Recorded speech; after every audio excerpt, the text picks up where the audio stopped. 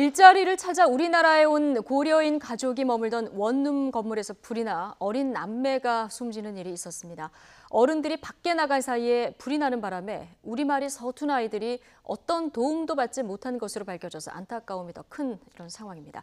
이 사건 취재한 기자와 함께 자세한 얘기 더 나눠보겠습니다. 김종호 기자. 네, 김종호입니다. 예, 우선 화재부터 좀 짚고 넘어가겠습니다. 언제 어디에서 난 불입니까? 네, 이번 화재는 토요일인 지난 20일 저녁 7시 40분쯤 났습니다. 경남 김해시 서상동에 있는 원룸 건물에서인데요.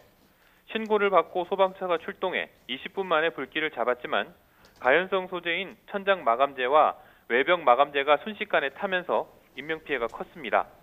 소방관들이 출동하자마자 2층으로 진입하려 했는데 화염이 심해 창밖에서 2층으로 사다리를 놓고 올라갈 수밖에 없어 구조 작업이 지체됐습니다.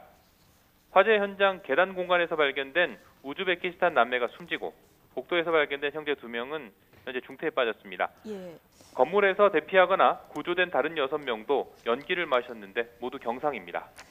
남매 2명이 숨졌고 지금 2명이 중태라고 했는데 현재 상태는 어떻습니까? 원룸 2층 복도에서 발견돼 일단 경남 창원시에 있는 화상 전문 병원으로 옮겨졌던 우즈베키스탄인 12살 소년 둘은 여전히 중태입니다. 화상이 심각하고 연기를 많이 마셔 의사들은 회복 가능성이 희박한 걸로 보고 있습니다. 이 두 소년은 같은 원룸에서 같이 살던 이종사촌 형제입니다. 두 소년과 화재 당시 함께 방에 있던 4살 A군과 올해 15살인 A군 누나는 2층에서 1층으로 내려가는 계단 중간 구간, 계단 참에서 쓰러진 채 발견됐는데 A군은 병원 이송 중에 숨졌고 누나는 어제 오후 4시 20분쯤 사망 판정을 받았습니다. 4명 관계를 다시 자세히 정리하면 A군과 누나 그리고 12살 소년 1명이 한 가족이고 다른 12살 소년은 이 아이들의 이종사촌입니다. 부모를 포함해 모두 7명이 방이 2개 딸린 이른바 투룸에서 함께 지냈습니다. 예. 불이 났을 때 4명이 모두 한 집에 있었다고 했는데요. 모두 복도나 계단 창에서 쓰러진 채 발견이 됐습니다. 어른들은 아무도 없었습니까? 당시 부모는 모두 집에 없었습니다. A군 부모는 모임이 있어 나갔고 A군 이모, 그러니까 A군 엄마의 언니는 장을 보러 나가면서 집에는 아이들만 남았습니다. 이런 상황에서 1층 주차장에서 시작된 걸로 보이는 불이 났습니다. 아이들 가운데 2명이 숨지고 2명이 중태여서 언제 화재를 인지했고 어떻게 대피하려 했는지는 아이들 목소리가 아니라 정황을 통해서 추측할 수밖에 없습니다. 일단 당시 화재 경보기가 울리지 않아 무슨 일이 났는지 늦게 파악했을 개연성이 있습니다. 또 건물 밖에서 불이 났다며 대피하라는 외침이 있었지만 듣지 못했거나 들었다고 해도 무슨 말인지 몰랐던 걸로 보입니다. 예. 실제로 피해자 가족을 아는 우즈베키스탄 출신 여성은 평소 아이들을 보니 가장 어린 A군만 우리말을 몇 마디 따라했고 나머지 아이들은 못하는 거로 보였다고 말했습니다. 아이들이 나중에 화재 사실을 알고 2층에서 1층으로 대피하려 했지만 모두 연기와 화염에 막혀 쓰러졌습니다. 예, 이 한국말에 서툰 아이들이 화마에 쓰러졌다는 소식에 많은 분들이 지금 굉장히 안타까워하고 있는데요. 부모가 일자리를 찾아 우리나라에 온 고려인 3세라면서요.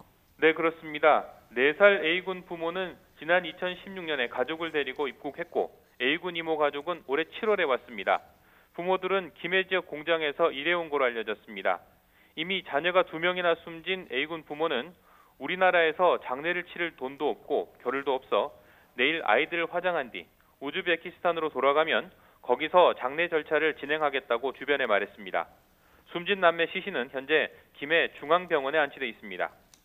이번 일이 마무리되면 우즈베키스탄으로 완전히 돌아갈 마음을 먹었는데 코리안 드림을 꿈꾸며 찾은 고국이 가족에게는 기회의 땅이 아니라 절망의 땅이 된 겁니다.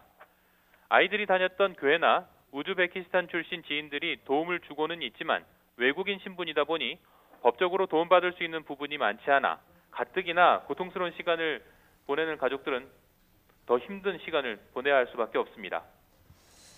예, 자, 왜 불이 났는지 이 부분도 이제 좀 따져봐야 되는데 어제 현장 감식이 있었죠? 네, 그렇습니다. 1층 주차장에서 불이 시작됐다는 목격자가 많았고 실제로 불이 퍼진 모습을 살펴도 그렇게 볼 수 있어서 어제 감식은 1층 주차장을 중심으로 진행됐습니다. 더 구체적으로 주차장에서 2층으로 올라가는 현관 옆에 있던 화물차 쪽에서 불이 시작됐다는 건데요. 합동 감식에서는 주차장 천장에 과전류가 흘러 불이 시작한 걸로 보인다는 의견이 나왔습니다.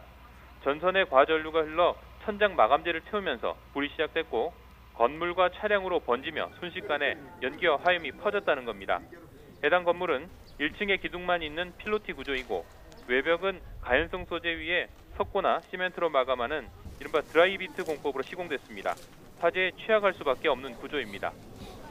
어제 현장 주변에서는 주차장에서 싸우는 소리를 들었다는 목격자도 만날 수 있었는데 경찰이 조사해보니 화재와 관련된 정황은 찾을 수 없었습니다. 경찰은 불에 탄 CCTV를 복구해 더 자세하게 화재 원인을 살필 예정입니다. 지금까지 YTN 김종호입니다.